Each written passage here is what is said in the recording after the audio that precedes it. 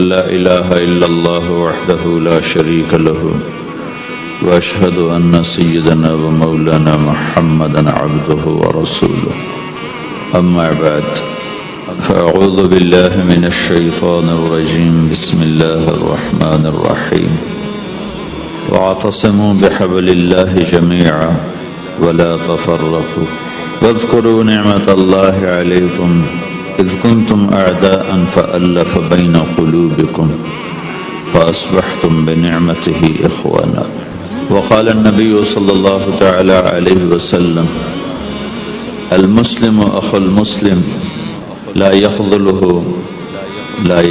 لا يظلمه بحسب امرئ من الشر أن يحقر أخاه المسلم وقال النبي صلى الله تعالى عليه وسلم انما بعثت لأتمم مكارم الاخلاق او كما قال اللہ اکبر۔ میرے محترم بھائی اور دوستو، اسلام ایک زندگی گزارنے کا طریقہ ہے، صرف چند عبادات کا نام اسلام نہیں، یہ پوری ایک زندگی ہے۔ اور اس زندگی کو سکھانے کے لیے، چونکہ انسان پیدائشی طور پہ جاہل پیدا ہوتا ہے، اسے کچھ نہیں آتا، اسے سیکھنا پڑتا، اور جو سیکھتا ہے باہر سے سیکھتا ہے، سیکھا سکھایا نہیں پیدا ہوتا۔ کسی بچے کو آپ جنگل میں چھوڑ دو اور کوئی اس سے ملے نہیں تو وہ گونگا ہوگا، کچھ نہیں بول سکے۔ لیکن آپ چڑیا کے بچے کو تنہا چھوڑ دو، کوئی چڑیا اس سے ملاقات نہ کرے تو وہ اپنی زبان ہی بولے گا، اپنی زبان میں بولے گا۔ کوے کو تنہا چھوڑ دو، کوئی کوا اسے ملنے نہ دو تو کوے کی زبان ہی بولے گا۔ لیکن انسان کو گجراتی کا بچہ پنجابیوں میں چھوڑ دو تو گجراتی بھول جائے گا، پنجابی بولے گا۔ پنجابیوں کا بچہ گجراتیوں میں چھوڑ دو تو وہ پنجابی نہیں بولے گا، وہ گجراتی بولے گا۔ اور کوئی بھی نہ اس سے ملے، اسے تنہا چھوڑ دو تو وہ کچھ بھی نہیں بول سکے گا، گونگا ہوگا۔ تو انسان جو کچھ سیکھتا ہے باہر سے سیکھتا ہے، اور چونکہ امتحان کی جگہ ہے تو باہر دونوں چیزیں موجود ہیں، غلط بھی صحیح بھی، دونوں جنس بازار میں موجود ہیں۔ انسان کے علاوہ جتنی مخلوق ہے ان میں غلط کرنے کا کوئی سسٹم ہی نہیں ہے، وہ غلط کر ہی نہیں سکتے، جو کرتے ہیں ٹھیک کرتے۔ انسان کے اندر دونوں سسٹم ہیں، فَأَلْهَمَهَا فُجُورَهَا وَتَقْوَاهَا، یہ دونوں نظام لے کے چلتا ہے۔ تو اسلام کو سیکھنا پڑتا ہے، اور اسلام کے لیے جو سب سے بڑا سرمایہ ہے، جیسے آپ بازار میں جاتے ہو، دکان کھولتے ہو، پھیری لگاتے ہو، تو اس کے لیے پیسہ چاہیے، ڈالر چاہیے۔ ڈالر کے بغیر آپ کاروبار نہیں کر سکتے۔ اسلام کے لیے ایمان چاہیے، ایمان کے بغیر اسلام پہ چلا نہیں جاتا، جانتا ہوگا چل نہیں سکے گا۔ ایمان وہ طاقت ہے، وہ سرمایہ ہے، وہ کیپٹل ہے جس سے کوئی مرد عورت وہ دین پہ چل سکتا ہے۔ یہ زیادہ ہوگا تو زیادہ چلے گا، تھوڑا ہوگا تو تھوڑا چلے گا، نہیں ہوگا تو صفر ہوگا، زیرو ہوگا۔ تبلیغ کا جو یہ کام اللہ تعالیٰ نے ہمیں دیا ہے، یہ ایمان کو سیکھنے کی اور اس کو آگے پہنچانے اور پھیلانے کی محنت ہے۔ ایمان سیکھنے کے لیے فَمَنْ شَاءَ اتَّخَذَ إِلَىٰ رَبِّهِ سَبِيلًا، کوئی ایک طریقہ نہیں ہے، کئی طریقے۔ اللہ نے سبیل کے اوپر الف لام نہیں لگایا، الف لام ہٹا کر یہ بتایا ہے کہ اللہ تک پہنچنے کے راستے کئی ہیں، محنت کے راستہ تو ایک ہے اسلام، اس پر آنے کی جو محنت ہے اس کے راستے مختلف ہیں۔ ہاں، آگے پہنچانے کے لیے تبلیغ کے سوا اور کوئی راستہ کوئی نہیں۔ یہاں آ کر تبلیغ منفرد کا کام منفرد ہو جاتا ہے کہ کسی محنت میں گشت کوئی نہیں سوائے تبلیغ، صرف تبلیغ ہے جس میں گشت ہے کہ خود چل کے جاؤ۔ اگر میرے پاس وہ میرے کالج کا لڑکا نہ آتا تو مجھے تو نہیں پتا تھا تبلیغ کیا چیز، نہ دین کا پتا تھا نہ دنیا کا پتا تھا۔ تو کوئی چل کے آیا اور اس نے ہاتھ پکڑا، اور دعوت ہے ہی بے طلبوں کے لیے، مدرسہ تو طلب والوں کے لیے، وہاں تو تعلیم ہوتی، تبلیغ نہیں ہوتی۔ خانقاہ تو طلب والوں کے لیے ہے، اور دعوت بے طلب لوگوں کے لیے، جو سننا نہیں چاہتے، جو قریب نہیں آنا چاہتے۔ اور ایسا طبقہ کروڑوں اربوں کی تعداد میں موجود ہے۔ انہیں دین پر لانے کے لیے یا دین کی بات ان کے کان میں ڈالنے کے لیے سوائے گشت کے اور کوئی عمل کوئی نہیں۔ میں پشاور گیا تو جماعت میں انہوں نے کہا جی یہاں ایک وکیل صاحب ہیں، تبلیغ والوں کو بہت گالیاں دیتے ہیں، شکل دیکھتے ہی گالیاں دینا شروع کرتے ہیں۔ آپ کے علاقے کے؟ آپ کے علاقے کے؟ میں کہا اچھا ملاؤ۔ پشاور میں رہتا تھا، وکالت کرتا تھا، میرے علاقے کا میاں چنو ایک چھوٹا سا ٹاؤن ہے وہاں کا تھا، میں اس کے قریب تلمبا ایک چھوٹا سا ٹاؤن ہے، میں وہاں۔ تو جب ہم ان کے دروازے پر گئے اور نوک کیا تو دروازہ کھلتے انہوں نے وہی کام شروع کر دیا، دیکھتے ہی۔ اور کہا میں نے تمہیں کتنی دفعہ کہا ہے، وہ جو مقامی، کہ تبلیغ والوں کو میرے دروازے پر مت لایا کرو۔ تو اب بتاؤ، میں اگر یہ تبلیغ کے رگڑے نہ لگے ہوتے تو میں تو 2 تھپڑ اس کے منہ پہ مارتا، یا مفتی صاحب کی طرح فتویٰ سناتا تو اسلام سے خارج ہو گیا ہے، توبہ کر۔ میں نے اس سے کہا بھائی میں تو تبلیغی بن کے آپ کے پاس نہیں آیا، میں تو اس لیے آیا ہوں کہ مجھے پتہ چلا کہ آپ میاں چنو کے ہیں اور میں تو لمبے کا ہوں، تو میں تو اس لیے آپ کو ملنے آیا ہوں۔ تو ایسے ہوا، اچھا اب تو لمبے کے ہو؟ میں نے کہا تو لمبے کا ہوں۔ کہو اچھا اچھا اچھا، بڑی مہربانی، فرمائیے۔ میں نے کہا فرمائیے ایسے تو نہیں ہوگا، گھر بٹھاؤ پھر فرمائیے ہوگا۔ تو اس نے دروازہ کھولا، ہمیں بٹھایا، میں نے کوئی تبلیغ کی بات نہیں کی، چائے وائے پلائی۔ تو میرے والد صاحب اپنے علاقے کے مشہور آدمی تھے، تو جب میں نے اپنا تعارف کرایا تو وہ اور خوش ہو گیا، کہا تو آپ کے باپ کا الیکشن تو میں نے لڑا ہے، انہوں ان کے لیے ووٹ مانگنا۔ تو ایسا خوش ہو گیا اور کھل گیا، اور چائے پلائی، بات چیت ہوتی رہی۔ تو اٹھتے ہوئے میں نے کہا فلاں مسجد میں ہماری جماعت آئی ہوئی، میں نے کہا چلو آپ کو بتا دوں، مغرب کے بیان میں وہ آیا ہوا تھا۔ پھر جتنے دن میں وہاں رہا وہ آتا رہا آتا رہا آتا رہا، میں واپس چلا گیا۔ اس میں کئی سال گزر گئے۔ لاہور کیولری گراؤنڈ ایک مشہور جگہ، وہاں میرا بیان تھا، جو کرکٹر آئے ہوئے تھے، ان کو ہم نئے سعید انور، انضمام، مشتاق، ان کو ہم قریب کر رہے تھے، اس وقت نئے ان کو قریب کر رہے تھے، تو یہ لوگ آئے ہوئے تھے۔ تو بیان کے بعد ان کو لے کر ہم ایک کمرے میں بیٹھے، اس کمرے کی دیوار شیشے کی تھی، تو لوگ اندر آنے کی کوشش کر رہے تھے، تو ان پہرے والے ان کو روک رہے تھے۔ تو اس میں سے ایک آدمی منہ اوپر کر کے میری طرف سے اشارہ کرے، تو میں نے دیکھا تو ایک آدمی کی بڑی داڑھی، اور وہ مجھے ایسے ایسے اشارہ کر رہا ہے، میں نے نہیں پہچانا۔ تھوڑی دیر کے بعد میں نے غور سے دیکھا تو وہ وہی وکیل صاحب پشاور والے، تو میں نے وہ ان کو اندر بلاؤ اندر بلاؤ۔ وہ اندر آئے تو میں اٹھ کے ملا، کہنے لگے یہ دیکھو یہ تمہارا ایک گشت، میرا وقت بھی لگ چکا ہے، بدنوں کا چلہ لگا ہے یا 3 چلے لگے ہیں۔ تو جو دیکھو نا، آپ میں سے کئی لوگ پھیری لگاتے ہیں، جس کو گجرات پھیری لگاتا ہوں، پھیری، میں پہلے سمجھا ہی نہیں، پھیری تو کہتے ہیں چھوٹے جہاز کو جو سمندر میں چلتا ہے، میں سمجھ یہ پھیری لگاتے ہیں، پھیری، اور وہ تو گجراتی میں پھیری کہتے ہیں پھیری کو۔ تو پہلے تو میں چکر کھاتا رہا کہ یہ کیا ہے پھیری، پھیری تو چھوٹے جہاز کو کہتے ہیں، چھوٹا بحری جہاز۔ تو پھر بعد میں کسی نے کہا کہ یہ چل پھر کے سودا بھیجا، اچھا اچھا پھیری کو پھیری کہہ، تم خدا کو خدا کر دیتے ہو، خدا کا شکر۔ ایک تو خدا لفظ ہی میں نے پہلے کہا تھا بولنے کا نہیں ہے، ایک اس کو خدا کو خدا کر دیتے ہو، خدا کی قسم۔ تو تم پھیری لگاتے لگاتے گاہک بنا لیتے ہو، نہیں بناتے ہو؟ پھیری لگاتے لگاتے تم اپنے گاہک بنا لیتے ہو۔ یہی تبلیغ کا کام ہے کہ پھیری لگاؤ، لوگوں کے در کھٹکھٹاؤ، کوئی لے گا کوئی نہیں لے گا۔ جو آپ لوگ پھیری لگاتے ہو تو سارے آپ سے سودا لیتے ہیں؟ نہیں لیتے، کوئی لیتا ہے کوئی نہیں لیتا، لیکن آپ جاتے رہتے ہو جاتے رہتے ہو جاتے رہتے ہو جاتے رہتے ہو، آہستہ آہستہ آپ اپنا اتنا کام کر لیتے ہو کہ آپ کی روٹی چل جاتی۔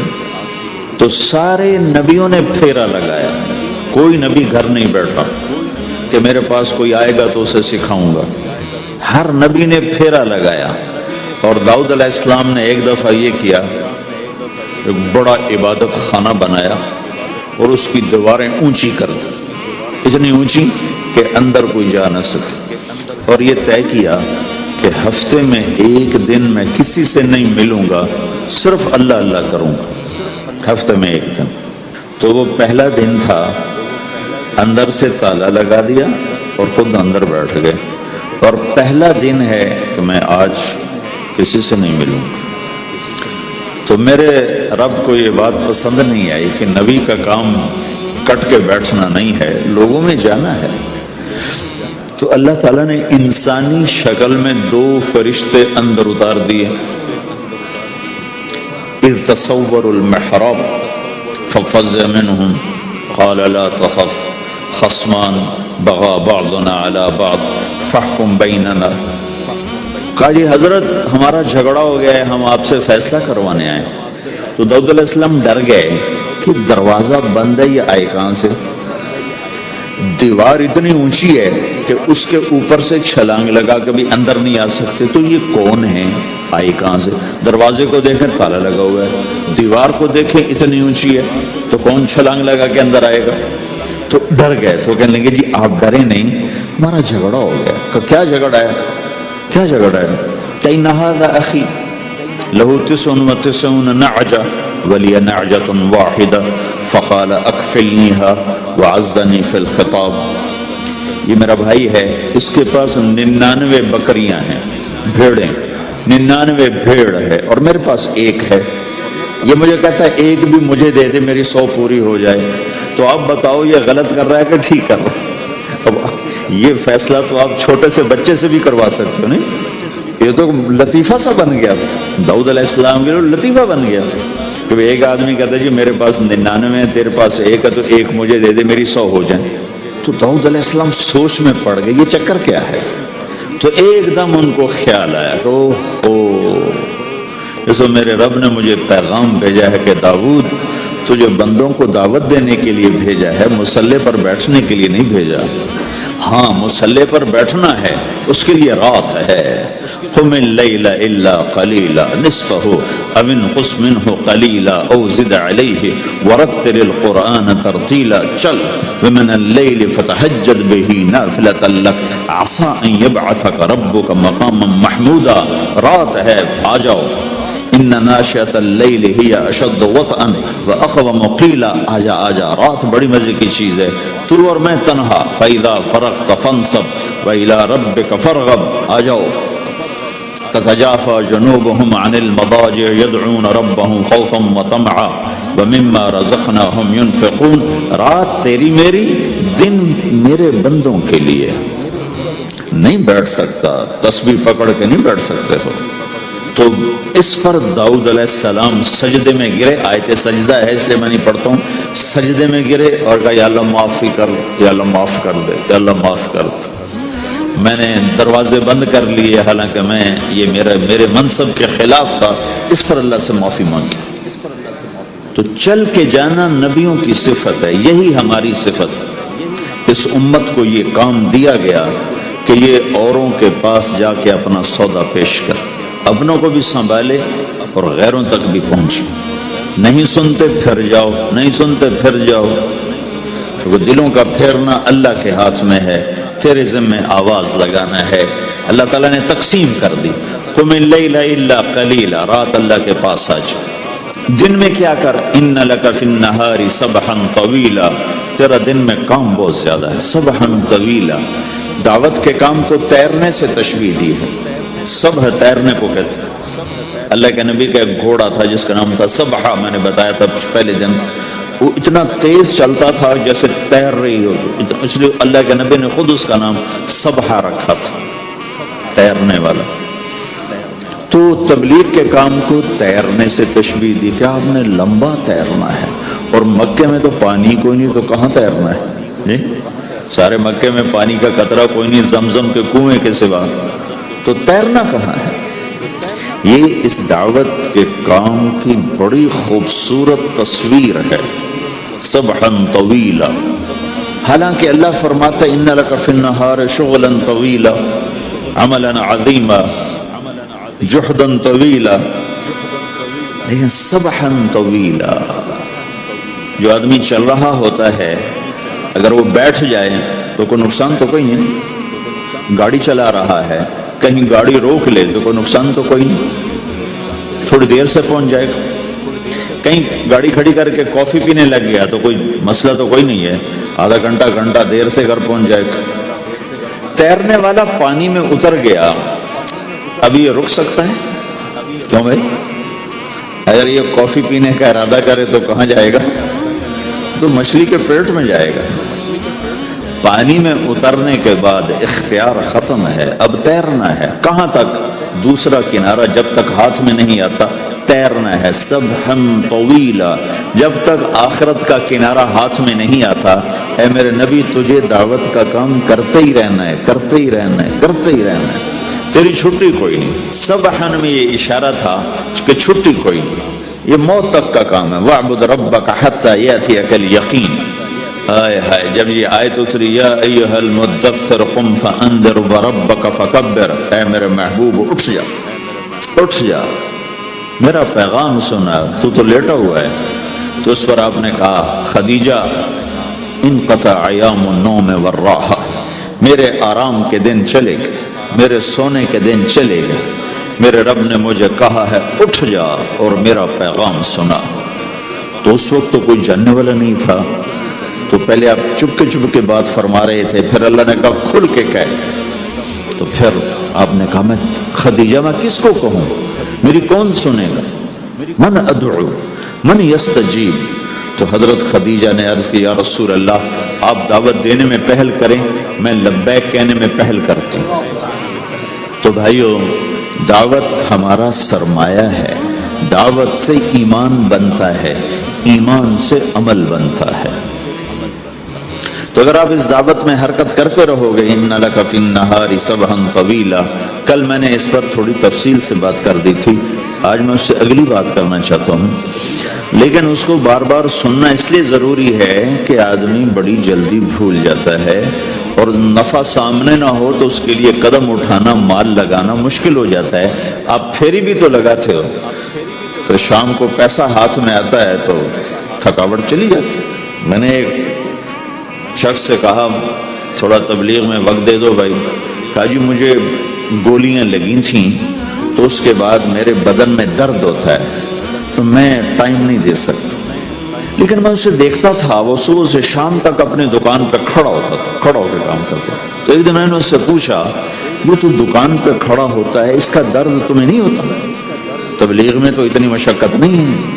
وہ کہنے لگا جی روز درد بہت ہوتا ہے، لیکن میں جب شام کو پیسے گنتا ہوں تو سارا درد چلا جاتا ہے، سارا درد چلا جاتا ہے.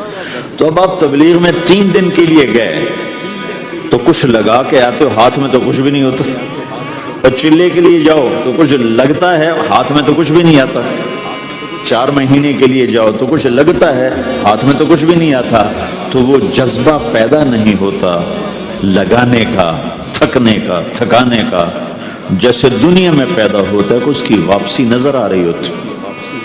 تو اس لیے بار بار ضرورت ہے اس کو سننے اور سنانے کی کہ اللہ نے اس امت کو یہ منصب دیا ہے کنتم خیر امت اخرجت للناس، تم سب سے بہترین امت ہو، تمہیں نکالا گیا ہے. کیا کرتے ہو؟ تأمرون بالمعروف وتنہون عن المنکر وتؤمنون باللہ، بھلائی کی بات کرتے ہو، برائی سے روکتے ہو، صلہ مجھ سے لیتے ہو. تؤمنون باللہ، صلہ مجھ سے لیتے ہو، اللہ پہ ایمان لاتے ہو. کل بھی میں نے کہا تھا کہ ہر مسلمان کے ذمہ دعوت ہے، عمل کرے یا نہ کرے. آج پھر اس کو دوہرا رہا ہوں کہ عمل کرے یا نہ کرے، اوروں کو دعوت دینا ہر مسلمان کے ذمہ ہے. اللہ تعالیٰ نے بنو اسرائیل کے بارے میں کہا میری تم پہ لعنت ہے. لعن الذین کفروا من بنی اسرائیل علی لسان داود و عیسی ابن مریم. اے داود، اے عیسیٰ، ان پر لعنت بھیجو. کتنا سخت اللہ کا فرمان ہے. اچھا کیوں، کس لیے؟ اللہ نے دو جرم بتائے. ذلک بما عصوا وکانوا یعتدون، یہ بہت نافرمان ہو چکے ہیں، بہت نافرمان ہو چکے ہیں۔ ایک اس کی وجہ سے ان پر اللہ کی لعنت۔ دوسرا کیا ہے؟ کانوا لا یتناہون عن منکر فعلوہ، جو گناہ خود کر رہے ہوتے ہیں اس سے اوروں کو نہیں روکتے۔ کانوا لا یتناہون، نہیں روکتے تھے، عن منکر، اس گناہ سے، فعلوہ، جسے وہ خود کر رہے ہوتے تھے۔ تو اس سے پتہ چلا کہ اگر کوئی نافرمانی بھی کر رہا ہے تو کسی کو اگر دیکھتا ہے نافرمانی کرتے تو اسے سمجھانا اس کے ذمہ ہے۔ اللہ یوں کہہ رہا ہے کہ کم وقت خود تو برائی کر رہا تھا تو کسی کو روکتا تو صحیح۔ دونوں ہی کام نہیں کیے، نہ خود چھوڑا نہ کسی اور کو روکا۔ تو بھائیو، حرکت کرتے رہنا، اس حرکت میں بڑی طاقت ہے۔ ساری کائنات حرکت میں، اگر رک جائے تو بھائی زمین حرکت کر رہی ہے، سورج حرکت کر رہا ہے،